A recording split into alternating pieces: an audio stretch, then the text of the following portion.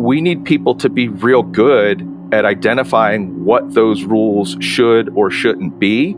And that's where moral reasoning becomes a kind of critical component of all this. We need people to be trained up to spot those ethical issues that we don't even know are on the horizon because AI is such a new technology, right? And we need the practitioners to be trained up on this, right? Like the ethicists aren't going to be in the lab or the basement or wherever it is they do their AI development. Dr. Andrew Cullison is the founding executive director of the Cincinnati Ethics Center and a research professor at the University of Cincinnati who specializes in moral reasoning, ethics education, and leadership development. With over 15 peer-reviewed publications to his name, Andy is a leading scholar on questions of how we can have moral knowledge. Prior to his current role, Andy spent over 7 years as director of the Janet Prindle Institute for Ethics at DePauw University, one of the largest collegiate ethics institutes in the country. I first met Andy at the 2.0 grand opening of the University of Cincinnati's Digital Futures building. You're in for a treat to hear Andy's insights that offer a philosopher's perspective on some of the most pressing issues of our time. In our conversation, Andy shares the importance of teaching ethics in an AI world, what he's learned from experimenting with ChatGPT's moral reasoning abilities, practical tips and moral framework exercises for navigating everyday ethical dilemmas, and more. He emphasizes the urgent need for practitioners developing AI to receive robust ethics training so they can spot potential issues early on. Where do we draw the line with AI from an ethical lens? Listen in to sharpen your own thinking about the thorny moral challenges surrounding AI development and implementation. Enjoy. But have you ever thought, what if this is all just a dream? Welcome to Creativity Squared. Discover how creatives are collaborating with artificial intelligence in your inbox, on YouTube, and on your preferred podcast platform. Hi, I'm Helen Todd, your host, and I'm so excited to have you join the weekly conversations I'm having with amazing pioneers in the space. The intention of these conversations is to ignite our collective imagination at the intersection of AI and creativity to envision a world where artists thrive. Just a dream.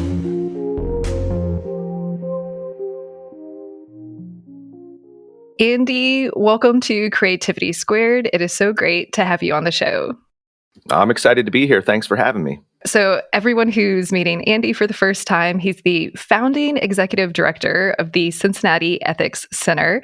We met at the UC Digital Futures Building Grand 2.0 celebration.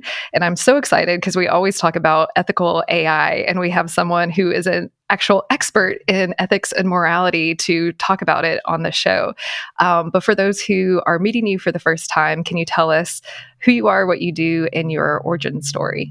Yeah, so Andy Cullison, as you said, founding executive director of the Cincinnati Ethics Center. I was born in Cincinnati, grew up right across the river in northern Kentucky, went to college in Indiana, did my PhD in philosophy in upstate New York, have been a philosophy professor for 20 plus years. But then I crossed over into the dark side of administration and became the executive director of an ethics institute back in Indiana for about 8 years, and then got hired 2 years ago to direct the Cincinnati Ethics Center. But my background is in philosophy, and the technical term is epistemology, or the jargony term is epistemology. But what I really am interested in is moral or ethical reasoning, thinking about what counts as evidence for our moral or ethical beliefs. And then I'm also very interested in the connections in between, in being good at that stuff and effective leadership. So I also have some interest in ethics and philosophy of leadership. And you've got to do some consulting for like the FBI and some interesting companies, correct? We did. Yeah. So there's a lot of data that when you are good at moral reasoning, which is one of the main learning outcomes of ethics education, you tend to be good at a lot of other things, including a lot of effective leadership traits and behaviors. And so where I was before, I was charged with developing a leadership development consulting service that emphasized ethics education and moral reasoning development, with the eye that if you focused on that, you would create better, more effective leaders. And a local branch of the FBI was working with us for a time being many, many years ago. But that evolved into working with the National Academy for a while, where I was before. Yeah, it was a lot of fun. Well, I remember when we were talking, goodness, I think it was like a month or two ago now, that you had a joke of like when you're sitting on an airplane, the quickest way to stop a conversation is to say, what do you do? I'm a philosopher. Yeah, there's philosophers often at philosophy conferences will talk about the airplane question, right? When you get asked that, and like, what do you do? And some people will just say like, oh, I'm a mathematician. Boom, ends the conversation. But some people will say, oh, I'm a philosopher. I teach philosophy. And then people will ask you things like, what's your philosophy? And it's like, well, philosophy doesn't work that way. Philosophy is about like, what philosophers do is we pick some questions that we're really, really interested in, and then we just do a deep dive into that question. And so it's a funny, fun, awkward conversation that often happens on airplanes. Well, you've never sat beside me on an airplane because I would have so many questions. So today is kind of us sitting beside each other on an airplane and everyone getting to hear our conversation of me getting to pick your brain about all things. Right. This will be the not awkward airplane conversation. Well, you're also building a course on AI and ethics for UC, which I'm so excited about. So on the airplane question, what is some of the biggest questions that you have right now when it comes to AI with morals and ethics, or through that morals and ethics lens? Well, one of the fun things about thinking about ethics of AI is we know what some of the ethical questions are and what some of the moral challenges are. We can anticipate those, and I'll say something about that. But because it's so new, it's likely we're going to encounter challenges that we haven't even anticipated yet, right? And so it's fun to develop a course in thinking about that, because it could very well be that you develop this course and then something happens in real time with like ChatGPT, and you're like, oh my gosh, there's this whole other area of worry or concern that we need to be talking about. And so it's going to be fun that we can kind of pick topics on the fly. But in general, I kind of would like to divide a course into at least 4 general categories. There may be more, but there's going to be ethical issues about the development of AI, right? So questions about intellectual property, right? I mean, these large language learning models are, drawing in a bunch of copyrighted information and then building on top of that. So there's ethical issues there. There's ethical issues about not destroying the world or developing an AI. How do we develop an AI that doesn't do that? And where do we draw the line on what sorts of things we enable our AI to do? So there's design or development ethical issues. Then there's ethical issues related to the use of AI, right? In higher ed, one of the big ones is, to what degree should teachers and professors use artificial intelligence in their research, in their grading? There have been professors who have been like using AI to grade essays, right? We often talk a lot. You hear a lot of professors talk about students doing bad things with AI, but we don't talk about it like how professors could also do bad things with AI. And of course, there's plagiarism, academic integrity kinds of things. There's questions about how we even structure education in an AI world. Like, what's that going to look like? Or how is assessment going to look? Then there are sort of broad societal questions, right? Like, what are the likely impacts of AI? How is that going to be good for humanity, potentially bad for humanity? And you sort of get away from traditional ethics and more into political philosophy. You start asking questions like, what kinds of regulations should there be? What kinds of restrictions should there be? What does society look like, for better or worse? How do we try to achieve a society that doesn't look worse in light of AI? And then the fourth category, I like to try and come up with I like to challenge my students to try and think of where there might be what I call moral marginalization. And what I mean by moral marginalization is there are ethical issues where everyone automatically thinks this is the right thing to do, and it's obviously the right thing to do. And then what you realize is if you assume that's obviously the right thing to do, you are marginalizing a group of people in some way that you might not have realized. So a real good example is when we try to think about designing packaging that is environmentally sustainable. So there's a really good example when Whole Foods started to pre-peel oranges, and then put them in plastic packaging. And of course, everyone was up in arms. They're like, "Oh my goodness, we're wasting plastic. Who's too lazy to peel their own orange?"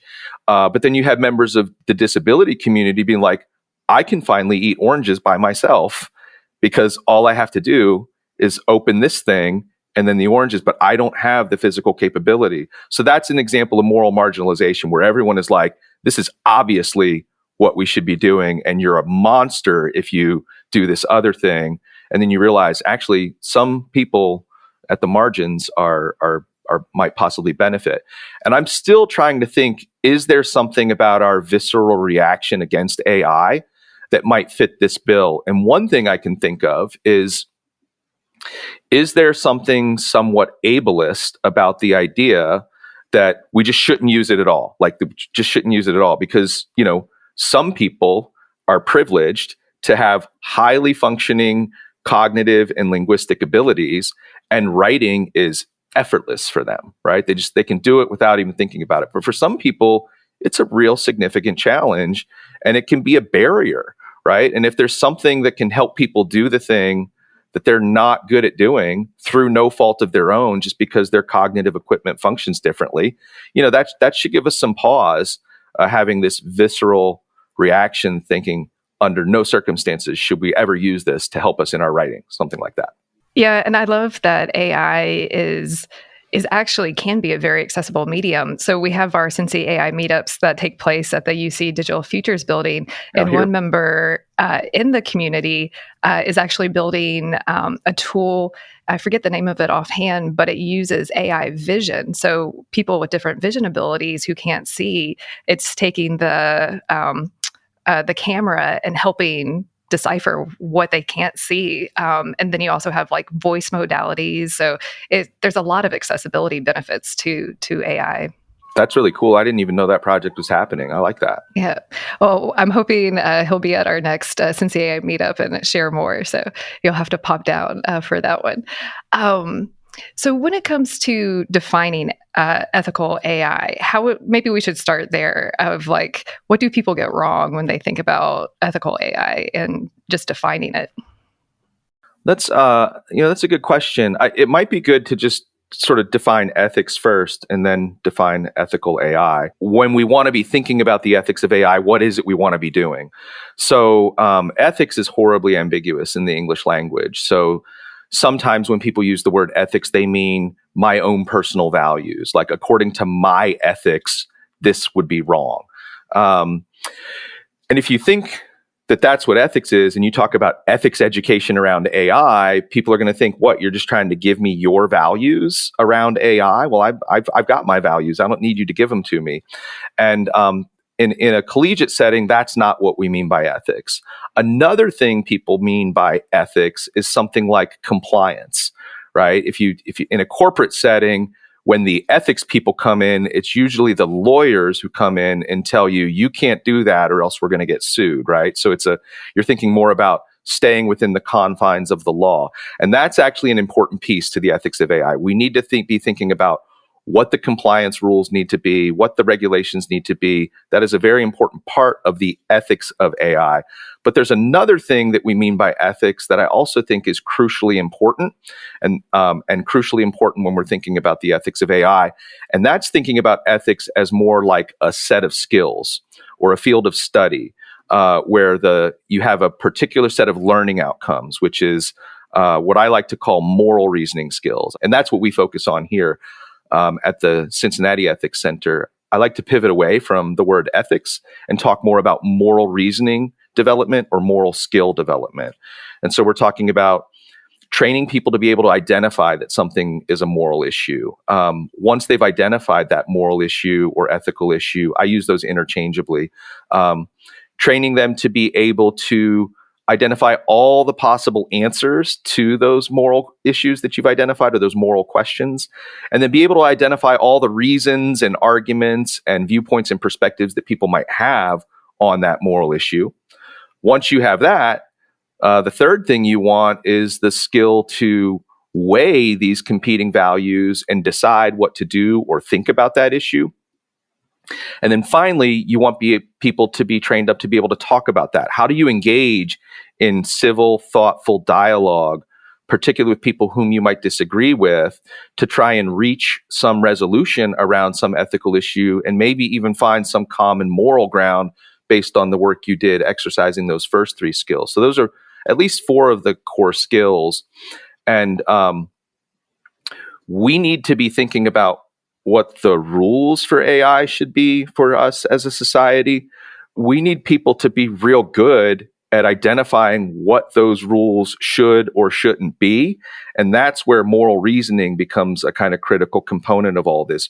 We need people to be trained up to spot those ethical issues that we don't even know are on the horizon because AI is such a new technology, right? And we need the practitioners to be trained up on this, right? Like the ethicists aren't going to be in the lab or the basement or wherever it is they do their AI development. Wherever that is, it's going to be, it's going to be the programmers and the engineers who are doing that work. And they're the ones who need to be in a position to be like, whoa, I had no idea you'd be able to do this.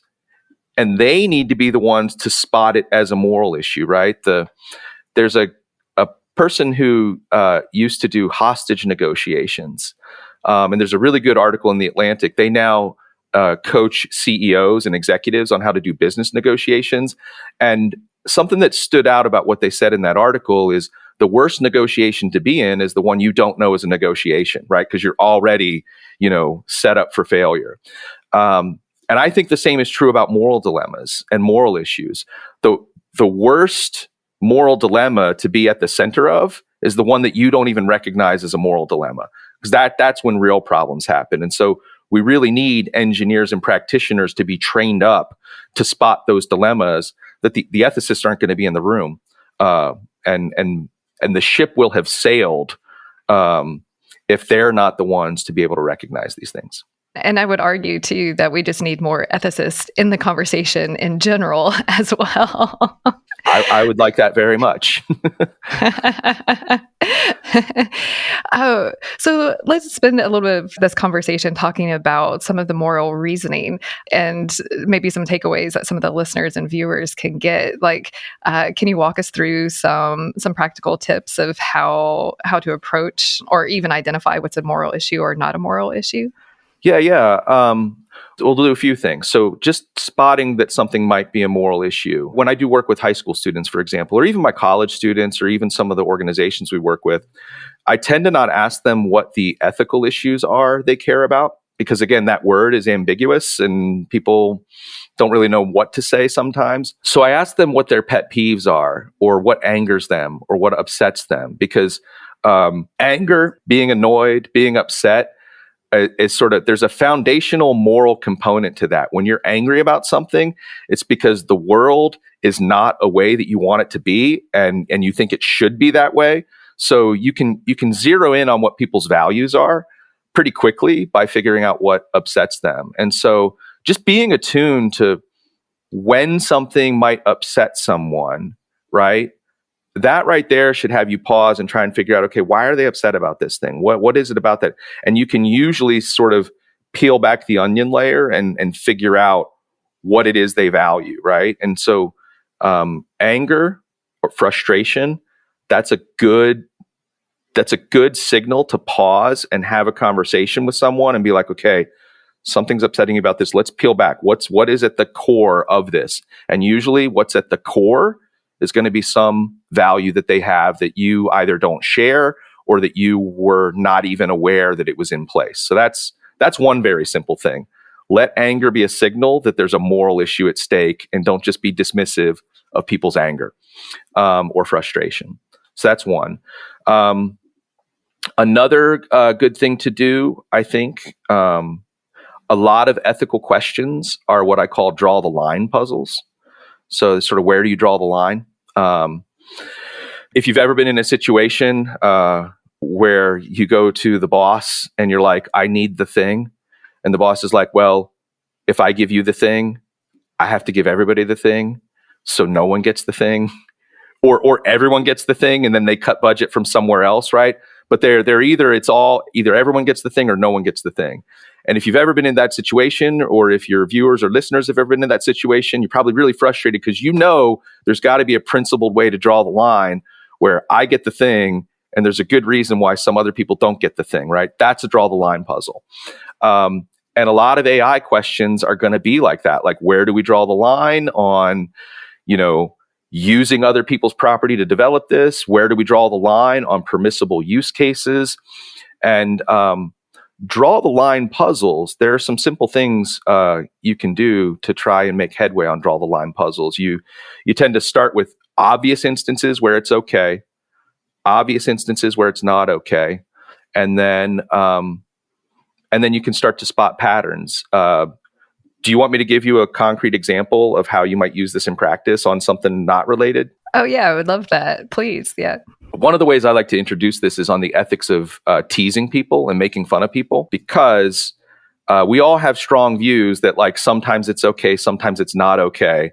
And we would never be so prudish as to say you can never, ever, ever in your life make fun of people. And we would never be so cruel to say that all jokes are fair game at all times, right? So that's a good one where people have an intuitive sense that there's a line to be drawn. So when you ask people, when I do workshops on this, I've actually done workshops with the FBI on this. When you ask people, what are some obvious cases of it being okay?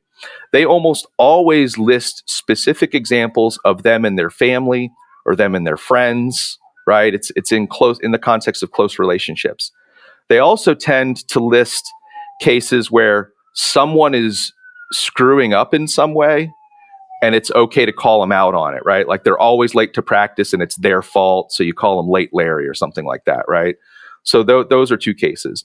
And then when you ask them to give obviously not okay instances, they tend to give specific examples of what I call immutable or unchangeable traits, right? So race, gender, sexual orientation, ability status, and also things where there's nothing wrong with being that way. It wouldn't be appropriate to call someone out for having that trait. And so you've got these specific concrete examples that everyone can agree on. Then you start to spot patterns, and then you can start to generate a principle that you can use to articulate your position on where you draw the line. So what you can say is, well, in general, when it's in the context of, teasing family and friends, or when you're calling someone out in a way that you think is appropriate, and you're not targeting immutable traits in some way, shape, or form where there's nothing wrong with being that way, then that gives you pretty good reason to think it's probably okay. But if it's outside any of that, it should give you pause, and you at least need to think about it more before you engage in it. So that's an example of how you can quickly figure out for yourself where you might draw the line. That's one example.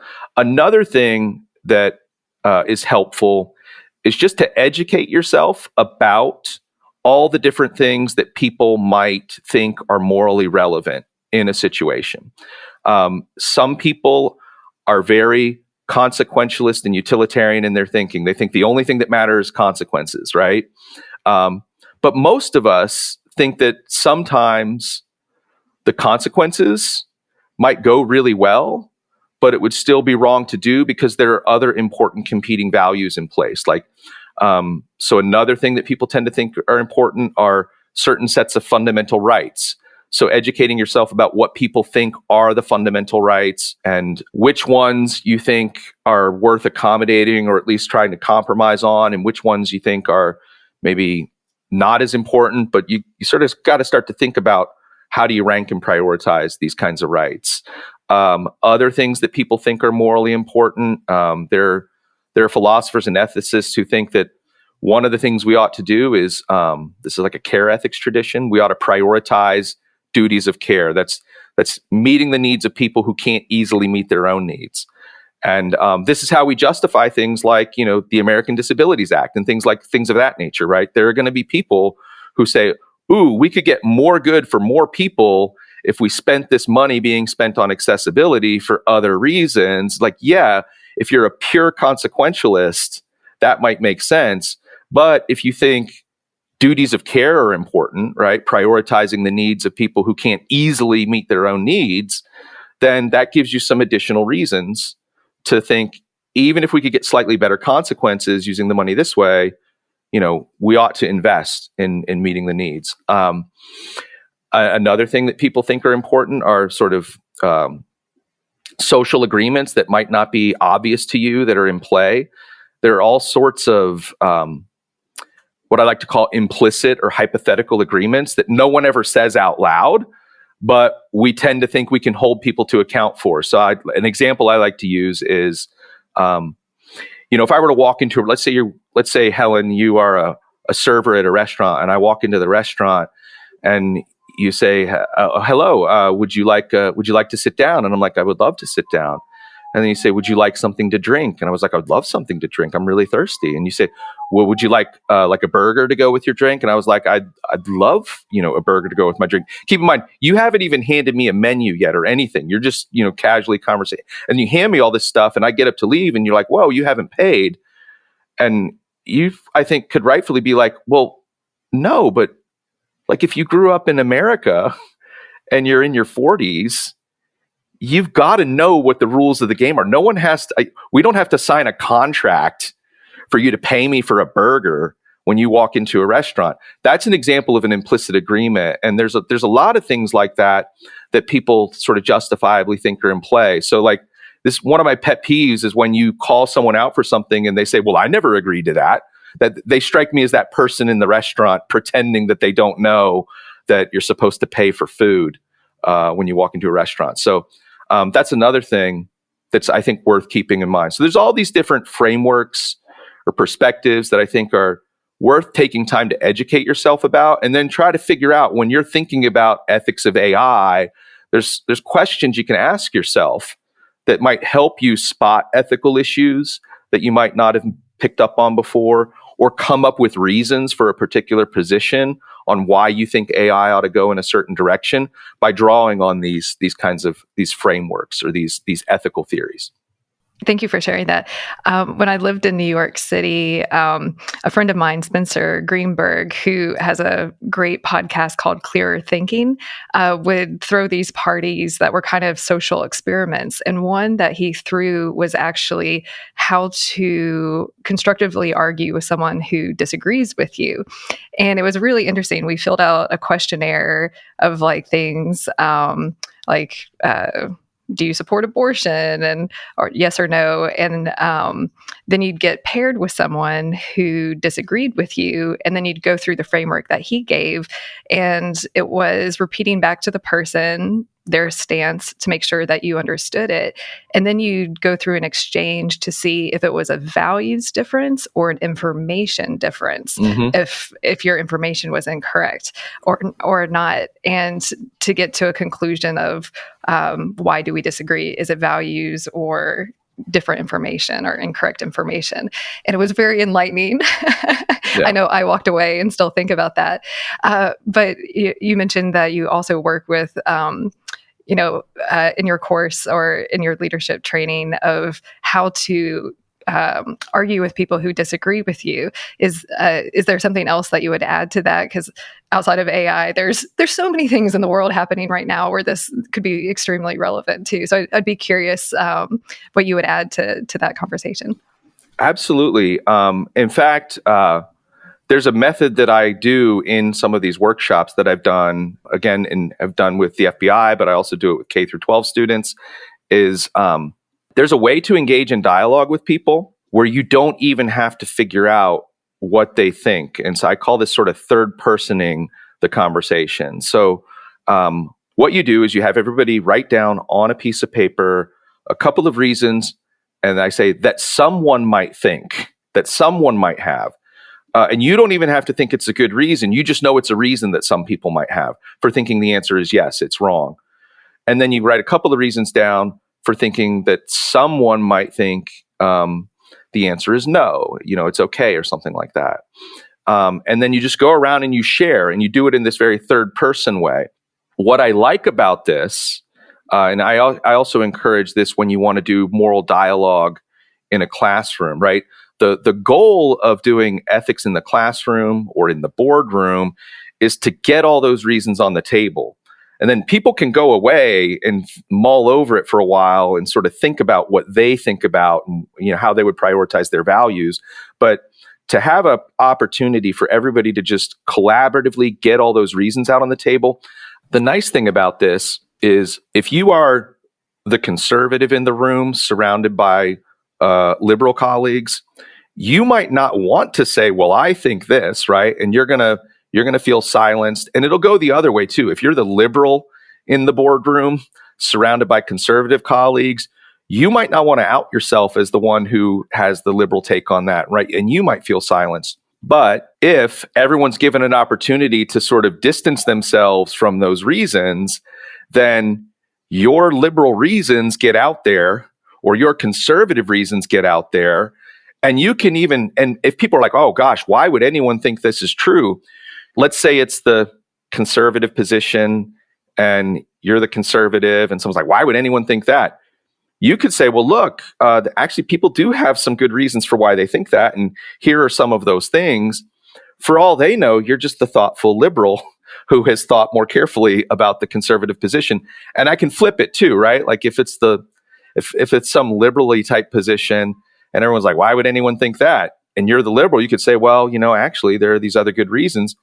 For all they know, you're the thoughtful conservative on this one who's thought more about this. So it's an easy way to get your voice and your views on the table in a way that feels a little bit more safe. There's a little bit more psychological safety there. Eventually, you do want a team to get to the point where we actually know what everyone's values are and where they're coming from. But I think as an initial team building kind of activity, starting out by doing it in this third person way gets people a little bit more comfortable. And it gets those reasons on the table, reasons that people might not have heard before, and then let them go off and decide what to think. But I think the main goal of dialogue is let's make sure everyone understands the full breadth of the moral landscape. They can go make their own decisions. And that's an important part of dialogue that I think people miss. Most people think dialogue is about winning an argument or winning a debate or convincing everybody that your side is right. And there's more to dialogue and there's more we can benefit from dialogue. And that's a good way to realize those benefits. Yeah, I love that. So thank you for sharing, and hopefully we'll inspire people to try these exercises and, of course, maybe hire you if they need help at the workplace. When we spoke before this interview, you mentioned about 6 different moral frameworks and that you don't subscribe to one specifically. Can you kind of walk us through like your approach to moral reasoning with the frameworks that do exist? Yeah, so when I talk about frameworks or theories, those are rooted in a philosophical tradition that goes back to people who think that's the ultimate framework. That's the only one that matters. So I'll just, as an example, when I talk about we need to be thinking about the consequences and how much harm is caused, how much pleasure is caused. There's a philosophical theory called utilitarianism that thinks that's the only thing that matters, right? That ultimately all right and wrong action can be explained in terms of the consequences. And a lot of the history of philosophy are a bunch of people being like, no, that's not the only thing that matters. There are these other things, like rights, for example. And then some people think all right and wrong action can be explained in terms of violating or not violating rights, right? That's sort of their idea. And so I don't know which of those philosophers is right or correct, right? Like I wouldn't call myself a consequentialist. I wouldn't call myself a pure rights theorist. I don't know, right? I don't know which of those I would say is true. And maybe they're all wrong. Maybe they're all false, right? I don't know that either.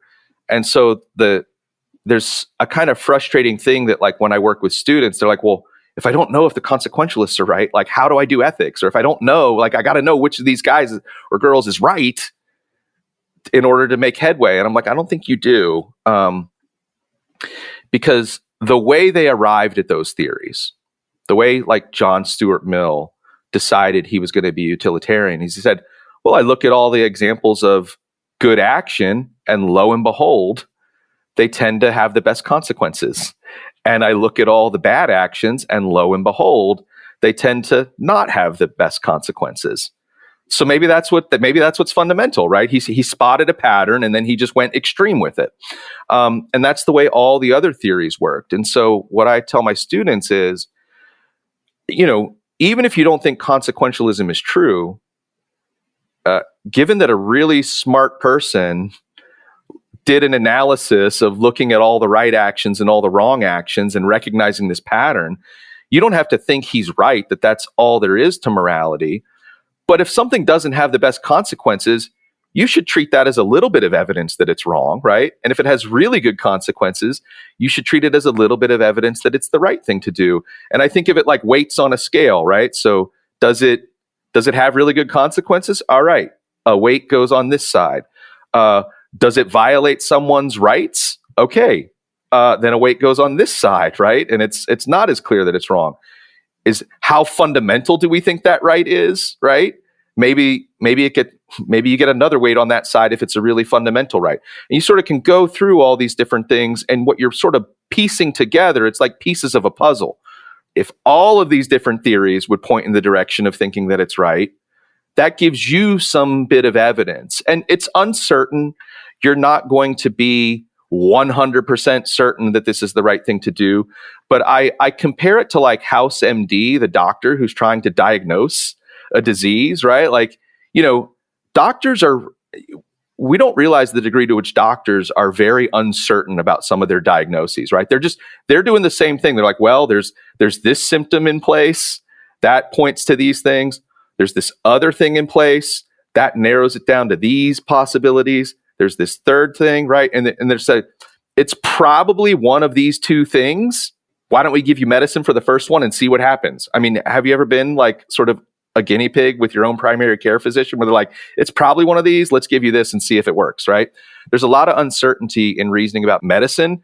And I think that's a good analogy to think about reasoning in the moral domain as well. Well, one thing that came up when I was just reading a little bit ahead of our interview is like, is there like undeniable, like this is right and wrong, like truths when it comes to these things, or is everything just collective for the algorithm that you just shared? Well, we all kind of agree that this is morally correct. Where do you land on that? That's a good question. So I do think there are some things that are just fundamentally wrong.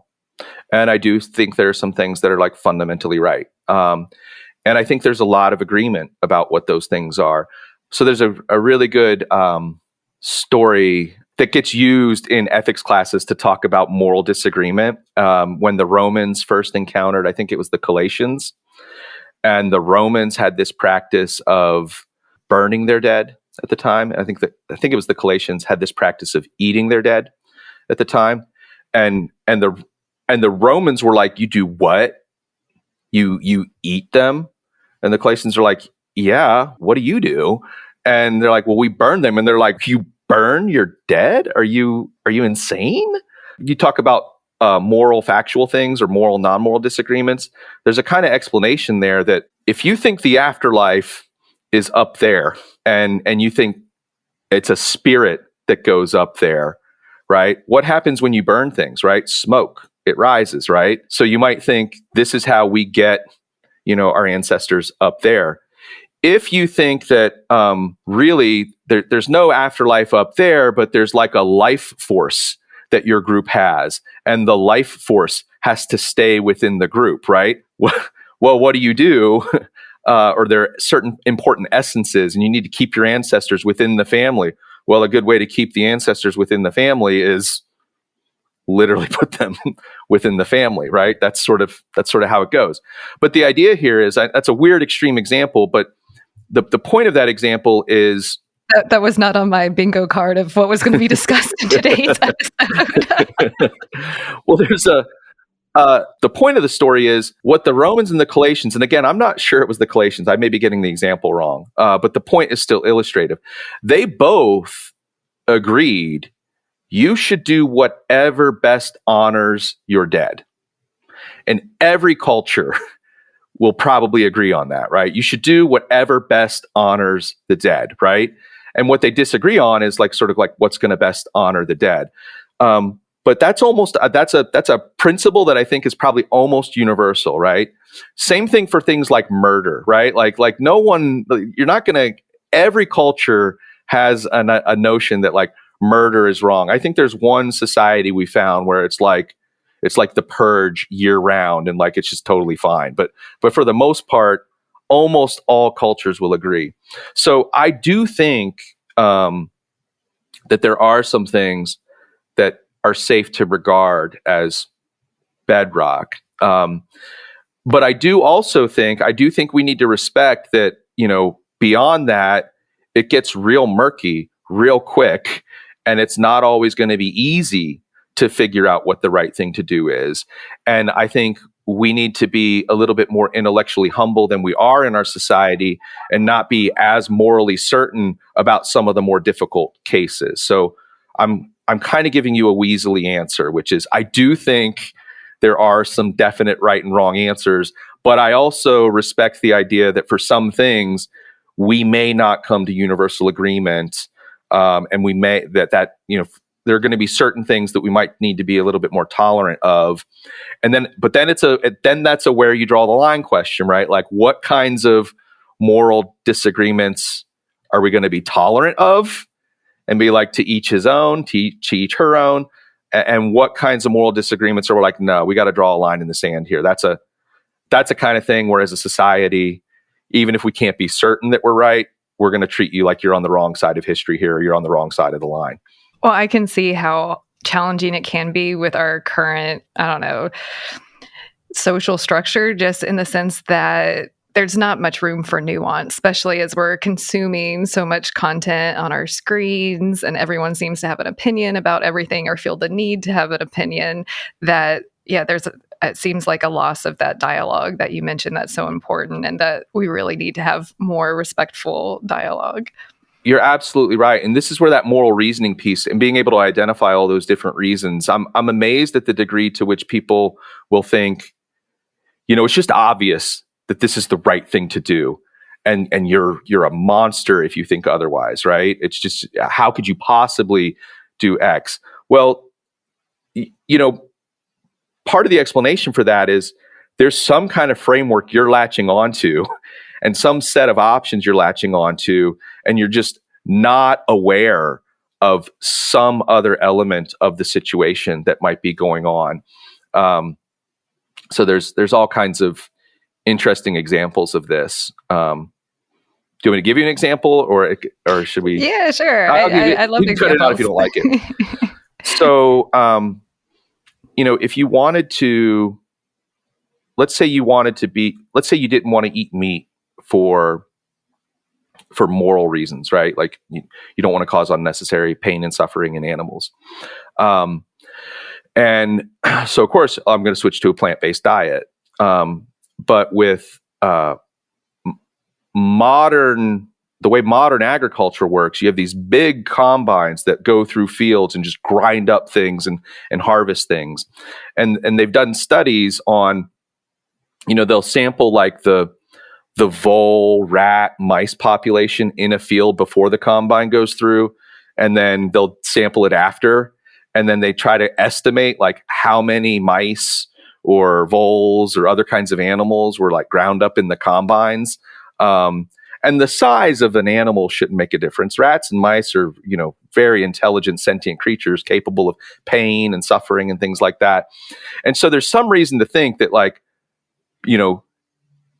amount of animal suffering per pound of protein you might get out of these two processes, it's a little less clear that like the vegetarian diet is going to result in less animal suffering. Now, I have a lot of vegetarian friends, and so I have to say this because they'll get mad if I don't, which is, maybe those mice are like running out of the field. They're just real smart, like kind of like Secret of Nim. You remember that old animated show from the 80s? Like there's this old animated show from the 80s where the mice, this thing's coming through that's going to destroy them, and they all just duck out. They jet, right? So it could be that those animals are just saving themselves, and you're really not causing a lot of animal suffering. There's reason to think that study is flawed. I only introduce it as an example where what might seem obvious is at least not so obvious. Even my vegetarian friends are going to say, look, you're right. We do need to see, are we causing more animal suffering from a plant-based diet or not? I happen to think my vegetarian friends are probably right, that it's probably mice getting out of Dodge rather than getting ground up. But that's just an example where you can be really confident that if you care about this thing, the only course of action is this. And then a little bit of digging reveals that that's not necessarily the case. Yeah, I'm a plant-forward eater, and it's very hard in the U.S. The more that you dig into companies and how our food is produced to have any ethical high ground, unless you're like literally making your own food, because it's so jumbled the deeper that you dig.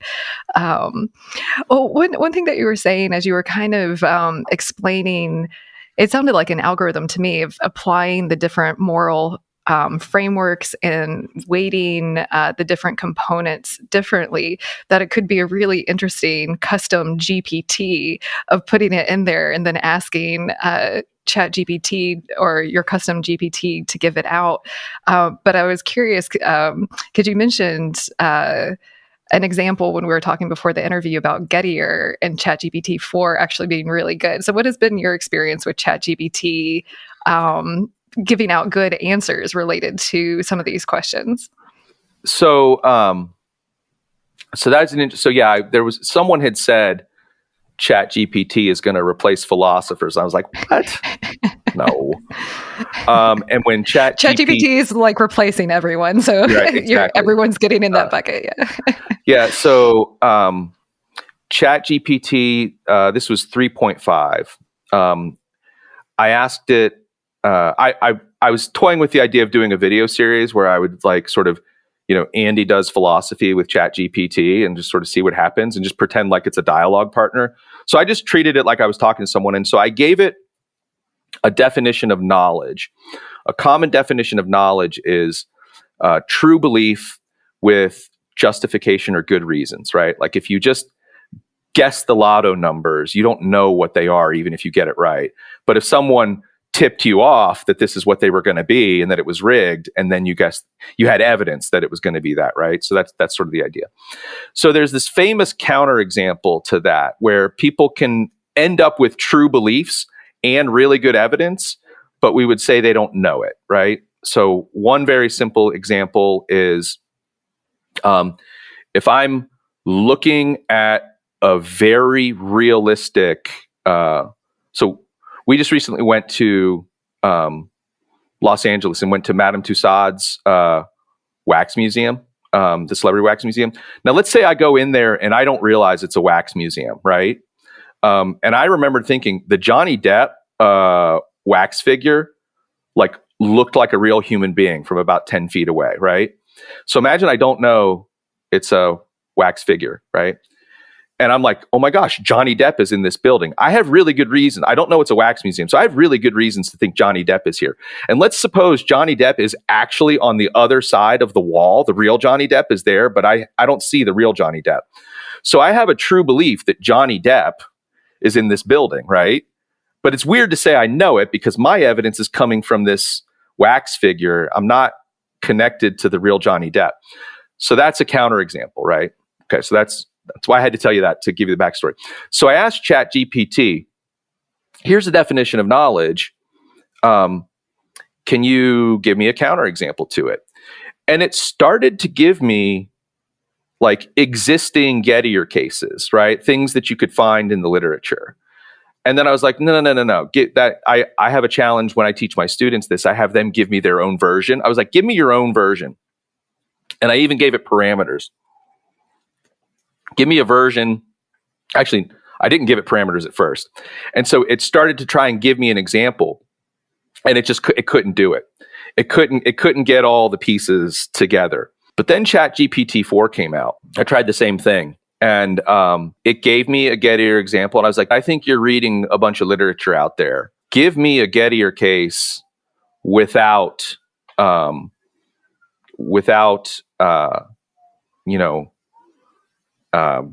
drawing on that existing literature. And it it gave me a realistic Gettier case. It could tell me what it was about the features that did that. Now, I still think it was heavily dependent on existing literature to do that because of the way the language models are structured, but it was interesting to me. Now, it sounded like you had another idea that could ChatGPT be programmed to algorithmically work through the different frameworks, consequences, rights, care ethics. I mean, I don't know enough about the programming to know, but here's why I think it couldn't do that. One, I try to get it to do those things, and it's very hesitant to make any kind of moral proclamation. I think these are my understanding is we put so many guardrails so that ChatGPT doesn't teach people how to make meth or bombs or things like that. That I think they've made at least the existing models like ChatGPT, I'll say morally cautious. Like, so they're very. But now, so current ChatGPT, I'm not that hopeful. Now, but could you theoretically take an uncensored version and sort of program it? Again, not knowing a lot about the programming, and with my limited layperson understanding of how the tech works, I still am not very optimistic because my understanding is it's just drawing from patterns that it sees out there on the internet. And I don't think there is enough of that out there. There's no paper that a philosopher's written with the formula. Here's how heavily you weight the consequences. Here's how heavily you weight the rights. Here's how heavily, and part of moral decision making is there is a very human element in the moment. Like when I'm making a moral decision, part of what I'm basing it on is my human ability to detect how much this really upsets you, right? And how much it upsets other people, right? Like if I'm, in a team, part of what I'm doing when I try to gauge how much harm is this causing is figuring out who really is deeply impacted by this. And so there's a real human element. You can, in broad brushstrokes, you can abstractly weigh these kinds of things, but there is a human component that maybe there's some way to have AI do it in the future, but I'm not optimistic how you train AI to be like in a room, give it some cameras and heat sensors and figure out like, okay, who is this hurting more, Helen or Joe, right? And like, I don't know how you train an AI to do that by just reading faces, but it's amazing what we as humans have evolved to be able to do, to know what's going on inside the minds of other people just based on their expressions, based on their body language and things like that. And there are some of those elements that I think are an important part of the moral domain that I'm not sure how computers could do it. But like I said, I'm a layperson here in this space on the tech side. I mean, everyone's trying to figure out the answers to these. Even OpenAI released a grant of like new and novel ways of governance to ask to help answer some of the biggest moral issues. So it's definitely an interesting time of, as a society, how we're going to grapple with AI's impact. But I think you might be the first person who has given me one reason to maybe try Elon Musk's new AI tool, what is it, Grok, which has no guardrails. And the irony of ChatGPT having too many guardrails on moral and ethics questions seems so ironic. What did I say that gave you a reason to put Elon Musk's chip in your head? What did I say? I know. I might turn off some viewers. I'm not an Elon fan, especially with his how he's on Twitter right now. But saying that there's too many guardrails for the current large language models, whereas Elon's, I think, has 0 to minimum guardrails. You had said that they have too many guardrails to be able to engage. So Elon's might not have those guardrails. Yeah, there was actually an article that recently came out that the title was something like "Welcome to the Uncensored World of AI." And it's precisely because we're starting to see a kind of visceral reaction to the guardrails, because it's like everything that we want to do that is really good and exciting about AI that could solve real problems also has the potential to create real problems, right? And all sorts of innovations are like this. I mean, there's now a genre of TV show or movie where a scientist wrestles with the fact that this thing they've created could destroy the world, right? And so there's, but that whatever it is they designed couldn't do really great things unless it was capable of really awful things. And so we're sort of at that moment with AI where people are realizing it's going to be real hard to have it be able to do the great things that everyone's hopeful it can do without opening the floodgates to some pretty awful things. That's one of the big things I think we're going to need to be wrestling with. And I know it's been reported that some of the OpenAI employees specifically have been really interested in the biographies of people developing the atom bomb and justifying I'm working on this tool that can, maybe solve cancer or whatever, but could also potentially, harm all of humanity. So it's an interesting time for sure in that regard. I feel like we could go on and on. I think the captain just said that we're preparing for landing for our conversation. So what's one thing that you'd like our viewers and listeners to remember or walk away from our conversation today? Something I said earlier, that when we think about ethics, we often, particularly like in the private sector, in the business world, we think about compliance, rules, regulations. And I think we need to have those in place. But I think something that really needs to be in place is robust moral reasoning or ethical reasoning development for practitioners, for users, for designers. The ethicists can't be everywhere all the time, right? And we need more people in our society trained up to be able to identify moral issues, to identify all these different reasons, to have the capacity to weigh those reasons thoughtfully and talk about those things. Because the real problems for AI are going to happen in spaces where there's only a handful of people or a single research team. And that's where the moral problem needs to be nipped in the bud right away. And so we need massive amounts of, I think, moral reasoning development across all areas of our population.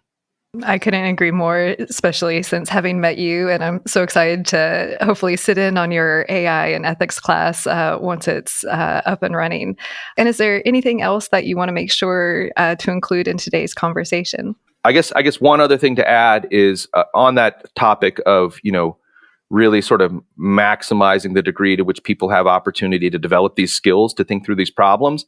It can actually start very early.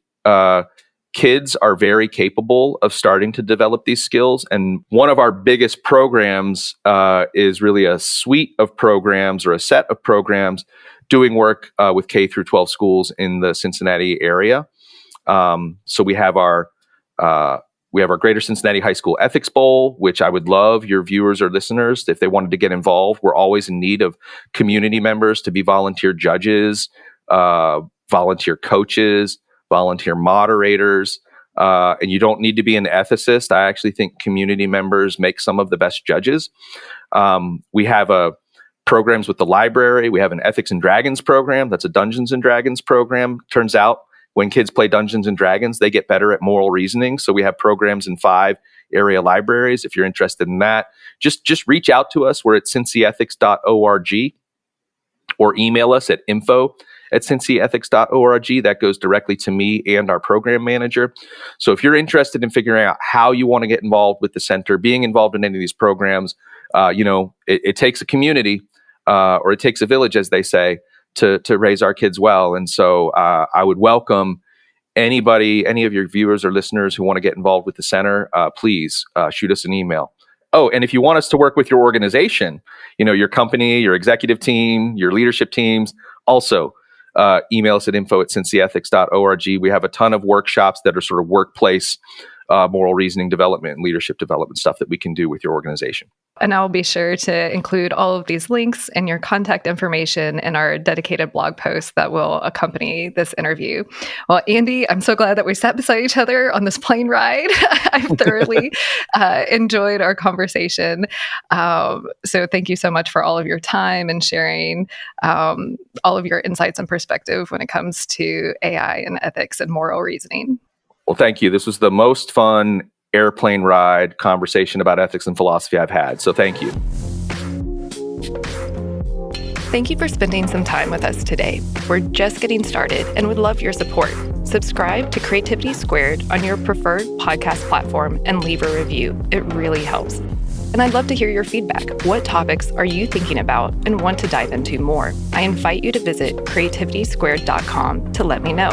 And while you're there, be sure to sign up for our free weekly newsletter so you can easily stay on top of all the latest news at the intersection of AI and creativity. Because it's so important to support artists, 10% of all revenue Creativity Squared generates will go to ArtsWave, a nationally recognized nonprofit that supports over 100 arts organizations. Become a premium newsletter subscriber or leave a tip on the website to support this project and ArtsWave. And premium newsletter subscribers will receive NFTs of episode cover art and more extras to say thank you for helping bring my dream to life. And a big, big thank you to everyone who's offered their time, energy, and encouragement and support so far. I really appreciate it from the bottom of my heart. This show is produced and made possible by the team at Play Audio Agency. Until next week, keep creating.